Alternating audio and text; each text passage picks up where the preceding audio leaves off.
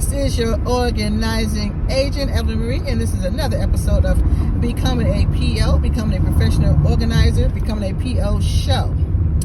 Now, this is a good night, but I wanted to ask you, what was something that made you become a person who may keep things in disarray, unorganized, a little bit untidy? What was it that brought you to this point? I'm sorry, I am in the wrong lane trying to drive, so I messed up. I'm gonna have to get out of this. But anyway, this is on YouTube, so I can talk longer and mess up anyway. Instagram, I gotta be 60 seconds. But my question is to you. Today, I showed you some vision boards, and I expressed that how right now in my life, I've been making too many mistakes and not getting down to getting my businesses, writing books, doing all the things that I dream of doing, making that happen. So I want to know for you, so my life, my insides are unorganized and in disarray. But since I'm a professional organizer and I want to organize you, what in your life puts you in a position to where you may need a professional organizer? Was it how you grew up? Was it, when you came home, everything was already in disarray? You didn't have to, clean your room or wash the dishes? Or was it that you had to wash dishes and clean your room to the point where now you're rebelling? Because that can happen. You do things, especially like in the church. People say, I grew up in the church. I went to church 7 days a week, and I'm not going to church as an adult. I am done with religion. I had to go too many times. We can apply that to everything. What was it? What do you think, just a thought, that makes you say, you know what, I'm just going to leave that right there. I'll pick it up tomorrow. Or you may not even think about it. A lot of people, it's like a subconscious. They don't even know that they left the cabinet open after they went into the cabinet. They don't even realize that their clothes are on the floor, even though they just took them off. It is something, it's in their subconscious that they do, and they don't even realize that they're doing it. But I'm asking, since I shared that my insides, everything around me on the outside is organized. I tell you, boy, I had my TV guide in a file folder sitting on my coffee table, and my sister couldn't believe it. She said I was crazy. I was like, well, I know where my TV guide is. That's just being organized.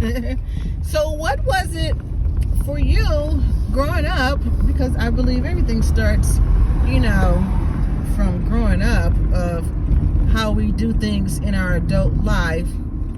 What was it? Was there any particular thing that as an adult, even as a young person, to where, you just don't want to do it? You should clean up behind yourself or put things in order, but you just don't. Is it that you don't know why? Or maybe it was because you do know why and you just don't want to. Maybe you grew up with service. Did you have a maid growing up and they did everything? Now that you're on your own, and maybe you're rebelling financially, you're saying you don't want your parents' money, which is crazy. I would never do anything like that.